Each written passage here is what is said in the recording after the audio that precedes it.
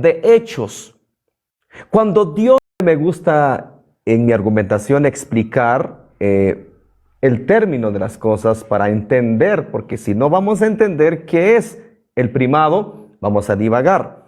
Hasta donde tengo entendido, el primado es una autoridad suprema. Es el poder de gobierno más alto y pleno en la iglesia, que no depende de ninguna otra autoridad terrenal, y esta autoridad le pertenece al Papa, por función como vicario de Cristo, y puede ser ejercida de forma universal, directa e inmediata sobre todos los fieles y pastores. Entonces, en palabras resumidas, el papado quiere decir una suprema autoridad sobre toda la iglesia universal, la iglesia de Cristo. Muy bien, vamos a ver si esto es verdad, si el apóstol Pedro fungió con esa autoridad, fungió con esa supremacía. Muy bien, vamos a comenzar. ¿Cómo es que Jesús llama a sus 12? Comenzamos con Mateo, capítulo 10, versículos 1 en adelante. Entonces, llamando a sus 12 discípulos, ojo, les dio autoridad. O sea, les dio parejo a los 12. Les dio autoridad sobre los espíritus inmundos para que los echasen fuera y para sanar toda enfermedad y toda dolencia. Los nombres de los 12 apóstoles son estos. Primero Simón, llamado Pedro, y Andrés su hermano, Jacobo, hijo de Zebedeo, y Juan su hermano, Felipe, Bartolomé, Tomás, Mateo el publicano, Jacobo, hijo de Alfeo, Lebeo por sobrenombre Tadeo, Simón el cananista, y Judas Iscariote, el que también le entregó. ¿Cuál fue la autoridad que les dio? Cuando vamos al versículo 7 dice: y yendo, id y predicad el evangelio, la misma autoridad a los 12. Ni más a uno, ni menos a otro. Prediquen el evangelio del reino. Y luego, ¿qué más dice? Sanen enfermos, para todos. Echen fuera demonios, para todos. Resuciten muertos, para todos. Sanen leprosos, para todos, para todos. Entonces, esta autoridad se los dio a todos, a los 12 apóstoles. Permítame un segundo, disculpe, voy a cerrar la puerta. Es que mis niñas entraron y abrieron la puerta. Permítame. Dale, con todo gusto, puedes ir. En lo que estamos aquí esperando al predicador, sí, te invitamos a que sigas dándole tap a la pantalla, por favor, haciendo tus comentarios. Y también, ya regresó, perfecto. Disculpen, qué pena. Muy bien, continúo. Entonces, a todos les dio esta autoridad, a los 12. Luego, si vamos a Marcos capítulo 16, versículo 15, y les dijo, hablando en plural, y les dijo: id por todo el mundo y predicad el evangelio a toda criatura. El que creyere y fuere bautizado será salvo, mas el que no creyere será condenado. Luego el 16, y estas señales seguirán a los que creen. En mi nombre echarán fuera demonios, hablarán nuevas lenguas, tomarán en las manos serpientes, si bebieran cosa mortífera no les hará daño, sobre los enfermos pondrán sus manos y sanarán. Hasta el momento yo no veo una jerarquía de Pedro sobre los apóstoles. Yo no veo esa jerarquía. Muy bien. Luego, en Mateo capítulo 20, versículo 21, me llama la atención esta historia. Él les dijo: ¿qué querréis? Ella le dijo: ordena que en tu reino se sienten estos 2 hijos míos, el uno a tu derecha y el otro a tu izquierda. La mamá de Juan y Jacobo dice que vino, la mamá de Juan, y le dice: tengo una petición, que en tu reino cada hijo mío se siente uno a tu izquierda y uno a tu derecha. Y mire la respuesta de Cristo, me parece muy interesante. 20:24 de Mateo. Cuando los 10 oyeron esto, se enojaron contra los 2 hermanos. Entonces Jesús, llamándolos, dijo: ¿sabéis que los gobernantes de las naciones se enseñorean de ellas, y los que son grandes ejercen sobre ellos potestad? Mas entre vosotros no será así, sino el que quiera hacerse grande entre vosotros será vuestro servidor. Y el que quiera ser el primero entre vosotros será vuestro siervo. Como el Hijo del Hombre no vino para ser servido, sino para servir y para dar su vida en rescate por muchos. Esto me parece sumamente interesante. Entonces acá nos vemos que Cristo dejó un supremo líder, una máxima autoridad sobre su iglesia. Todos estamos en la misma categoría en lo que es espiritualmente hablando. Me llama la atención esto. Dice que los gobernantes de la tierra sí se enseñorean, quieren tener potestad sobre todos, pero en el reino de los cielos no. El que quiera ser grande tiene que ser el servidor. El que quiera ser el primero, dice que tiene que servir. Entonces, aquí le estoy probando que hasta el momento no encontramos una evidencia de Pedro ejerciendo autoridad sobre la iglesia. Y tengo un ejemplo sumamente interesante y mi oponente, espero que esté apuntando los pasajes que estoy dando y en su refutación tendrá que explicarnos. En el capítulo 9 de Hechos, impuso mano sobre Pablo para que le cayesen las escamas, para que recibiese el Espíritu Santo, y fue Ananías el instrumento que Dios utilizó para que Pablo reciba su sanidad y reciba el Espíritu Santo. Y lo que me llama la atención, si es que realmente existía un supremo líder, una máxima autoridad, entonces Ananías le hubiera dicho a Pedro, mira, antes de ir a predicar, necesitas ir a la máxima autoridad. Necesitas ir con la supremacía y que él te dé la autoridad y como quien dice que te dé luz verde para que prediques. Pero me llama la atención que Ananías nunca envió a Pablo con el Papa, con el supremo líder.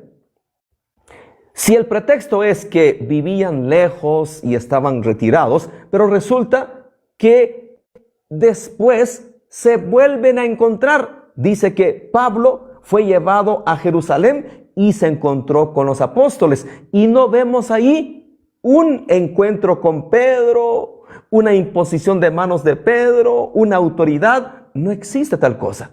Y lo que también llama la atención es que en el capítulo 2 de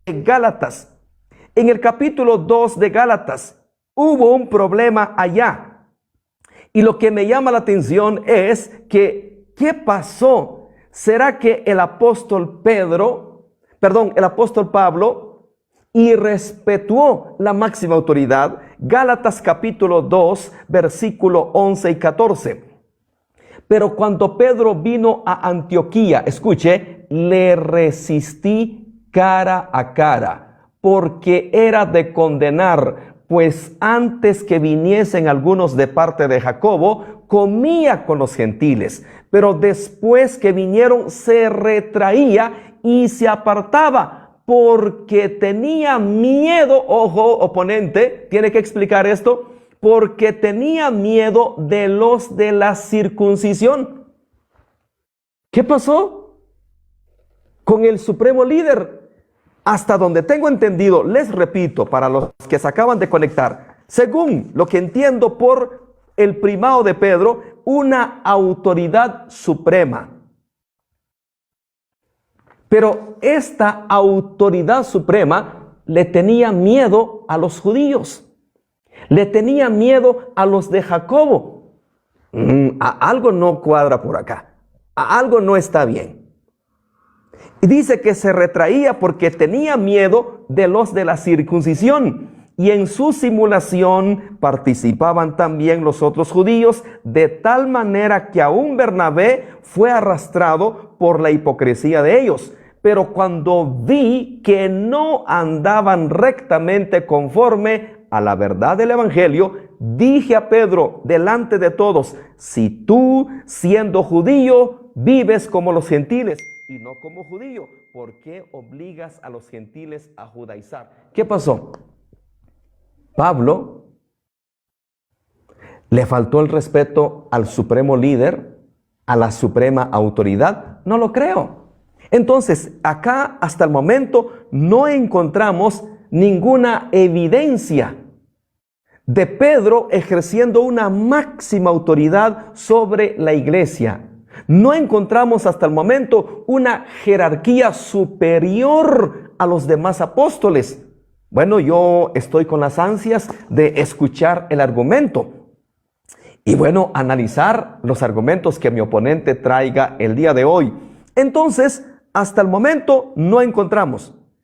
Pedro predicó el evangelio, Pedro resucitó muertos, Pedro sanó enfermos, pero también vemos a Felipe haciendo milagros. También encontramos a Pablo resucitando muertos, encontramos a Pablo sanando enfermos, encontramos a Pablo echando fuera demonios.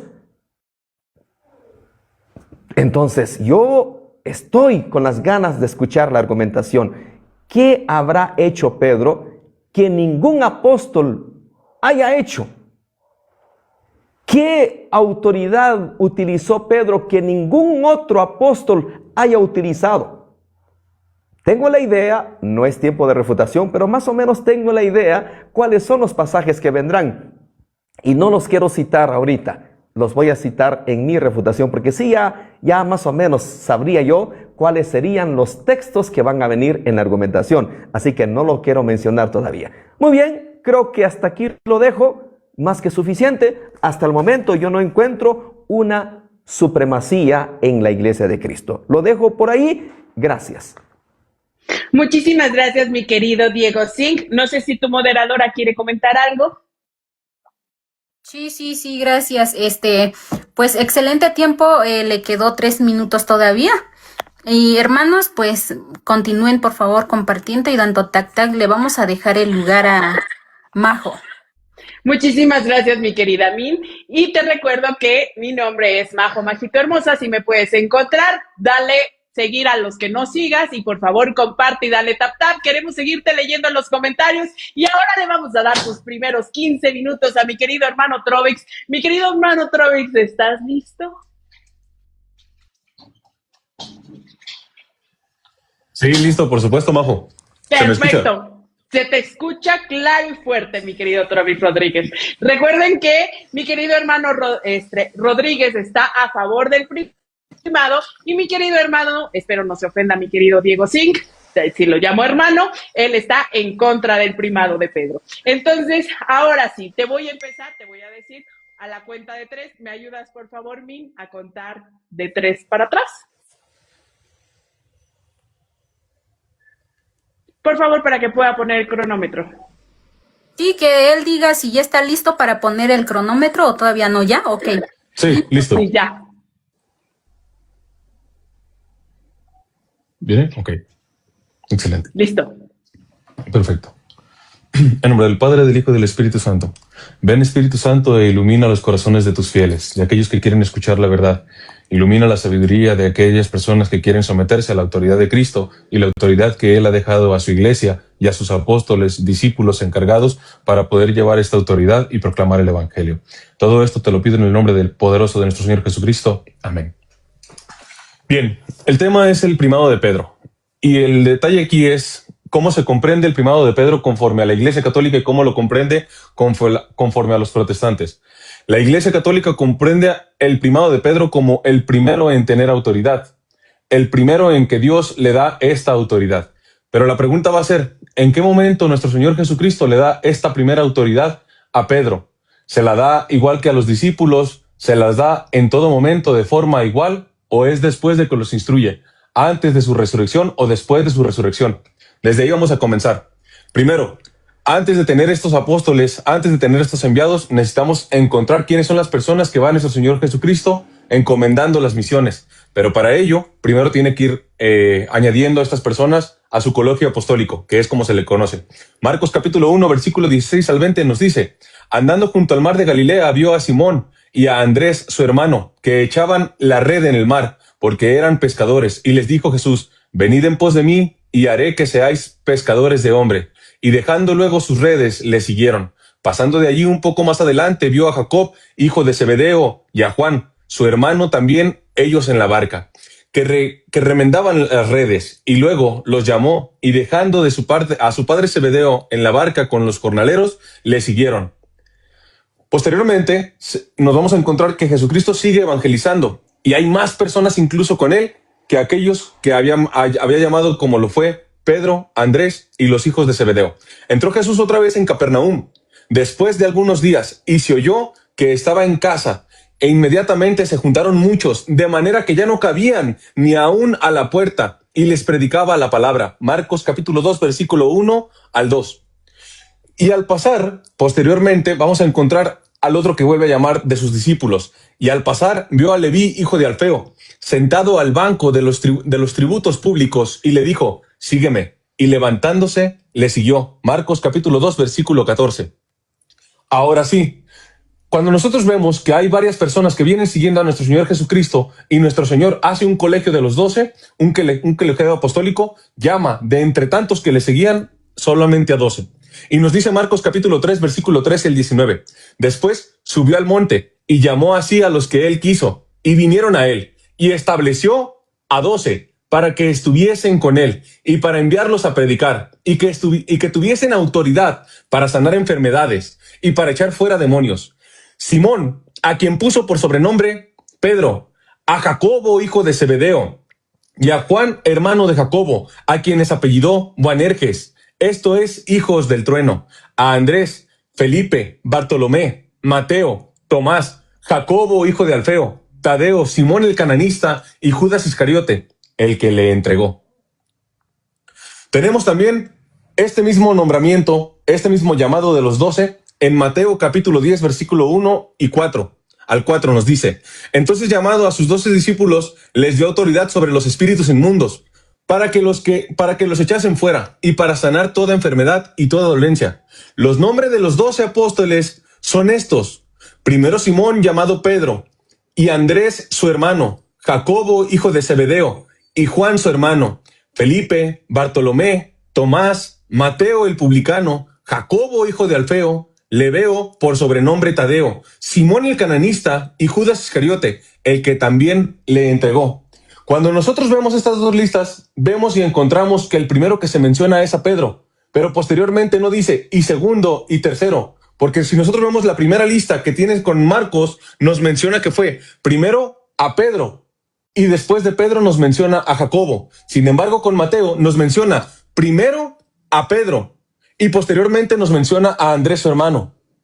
De ahí podemos pasar cómo dio la autoridad en Marcos capítulo 6 y 7 nuevamente a los 12. Después llamó a los 12 y comenzó a enviarlos de 2 en 2 y les dio autoridad sobre los espíritus inmundos. Una vez que nosotros comprendemos a quiénes fueron a los que les dio autoridad, vamos a ir comprendiendo entonces quiénes son estas personas, a quiénes fueron a los que llamó. ¿Cómo llaman a Jesús los discípulos? Por ejemplo, nosotros en Juan capítulo 1, versículo 40 al 41, encontramos a Andrés, hermano de Simón Pedro. Era uno de los dos que habían oído a Juan y habían seguido a Jesús. Este halló primero a su hermano Simón y le dijo: hemos hallado al Mesías, que quiere decir el Cristo. Posteriormente vamos a encontrar a Natanael, quien es conocido también como Bartolomé.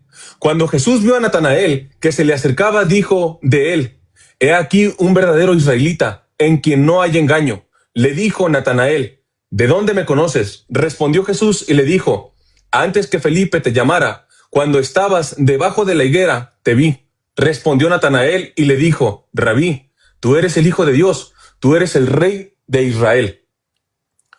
Juan capítulo 1, versículo 47 al 49. Después de ello, vamos a encontrar a los discípulos, quienes también llaman a Jesucristo el Hijo de Dios. Mateo capítulo 14, versículo 22 nos dice: enseguida Jesús hizo a sus discípulos entrar a la barca e ir delante de él a otra de la ribera. Pasándonos al versículo 28 nos dice: entonces le respondió Pedro y dijo: Señor, si eres tú, manda que yo vaya a ti sobre las aguas. Y le dijo: ven. Y descendiendo Pedro de la barca andaba sobre las aguas para ir a Jesús, pero al ver el fuerte viento tuvo miedo, y comenzando a hundirse dio voces diciendo, Señor, sálvame. Al momento Jesús extendió la mano, asió de él y le dijo, hombre de poca fe, ¿por qué dudaste? Y cuando ellos subieron en la barca, se calmó el viento. Entonces los que estaban en la barca vinieron y le adoraron diciendo, verdaderamente eres Hijo de Dios. Pasado esto, nos vamos a encontrar justamente la autoridad que le da nuestro Señor Jesucristo a los discípulos para expulsar a los espíritus inmundos. Pero no solamente ello, sino que los mismos demonios a quienes iban a expulsar también reconocen a Jesucristo como el Hijo de Dios. Marcos capítulo 3, versículo 11. Y los espíritus inmundos, al verle, se postraban delante de él y daban voces diciendo, tú eres el Hijo de Dios.